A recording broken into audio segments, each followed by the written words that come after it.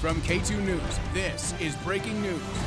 Thanks for joining us tonight. I'm Valerie Hurst, in for Anna Canzano. We are tracking breaking news out of Dallas, Texas right now, where police are on high alert after a threat was made. Your voice, your vote now. Donald Trump speaks out about police officers and citizens across the nation, saying there's one tool that he believes will benefit everyone. Sarah Carter from our national news partner Circa has more.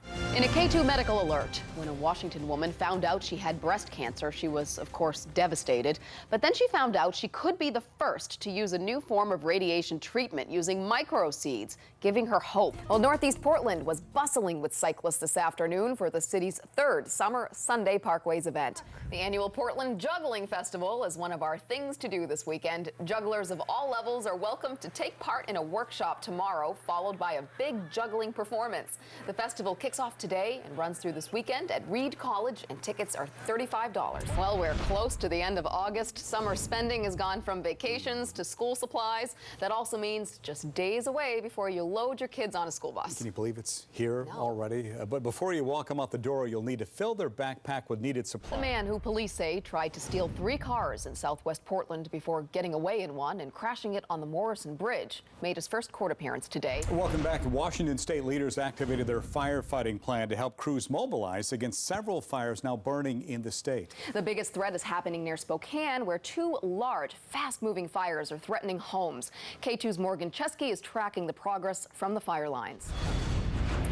All right, when you think about the Oregon Trail, pioneers, wagons, and oxen probably come to mind. But today, in 2016, an Oregon City man and his friends are making a new adventure on the famous road to the west. They call it Oregon Trail Off-Roading, and they're creating a documentary about the 4x4 adventure. It's a different kind of axle these travelers have to worry about. No covered wagons, they're in off-road vehicles. The thought kind of occurred to me like, I remember learning about the Oregon Trail when I was a kid. And those two things kind of coincided. I was like, well, what if I backtrack the Oregon Trail? And, you know, I'm sure most of it's still off-road. Jason Hamasu co-founded the expedition team Oregon Trail Off-Roading. He and 7 friends just got back from a 32-day trip from Oregon to Missouri. 5,000 miles, 7 states, then a few more days driving back the old-fashioned way, on highways. So we lived out at our vehicles for 35, 40 days, and it was an interesting experience, to say the least. But the adventure started about 3 years ago. Jason's a general contractor in Oregon City, so his skills came into play as his team mapped a route following the Oregon Trail as closely as possible. They started doing practice trips around Oregon with roadblocks, like snow. I was the first one to get stuck, so I had to dig this out. Dom got stuck up there. And trees. Oh my God. This is number 3. Should I roll over it? No. Roadblock number 3. All documented in their YouTube series, One Lane Road. Still a lot easier than what the Oregon Trail's pioneers endured. There was something like a body buried every 1,000 feet was the equivalent of how many people died on the trail. And when the trip was underway, they were determined not to turn back. The days kind of molded together, and when you change terrain so much, like a 1 day will seem like 3 days.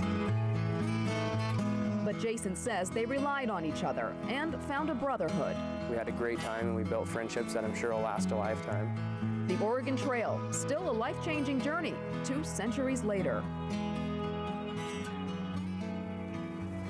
Jason says in the new year, his team will release the episodes that include the actual Oregon Trail journey. They are editing those episodes now. And this morning, we're showing off the newest and best from the Portland Auto Show. Up next, we'll have the ultimate minivan. No one will accuse you of being a soccer mom in this thing. I'm K2's Valerie Hurst, tracking the deadly terror attacks in Brussels, Belgium. At least 28 people are dead and 55 hurt after explosions at the airport and in a subway station. Coming up at 5:30, why security officials worried something like this would happen. Val, the entire Clinton family is in Washington this week. Absolutely. That's what we hear. Bill Clinton will be in Spokane today, Angelica, before he then gets on a plane and flies to Vancouver, where I'm standing here at Clark College for an event at 5 o'clock this afternoon. Hillary's going to be in Seattle and Everett tomorrow. Their daughter Chelsea will be in Tacoma tomorrow. The Clinton and Sanders campaigns are basically just trying to get ahead. And Val, this comes as the funeral start for those 5 Dallas officers. Yes, Angelica, 3 of them will be buried today. And just yesterday, President Obama spoke at an interfaith service in Dallas for those 5 officers, for their families, and for the whole Dallas community. Val, it was great to have you here on Friday. Great to be we here. We should do this Thanks, every guys. week. Brian manages to take Friday off every week. Yeah, he's fine. Don't worry about him. I'll stay out of that conversation. Have a great weekend, everyone. We'll be back at 7:23 with more news, traffic, and weather. Have a good morning.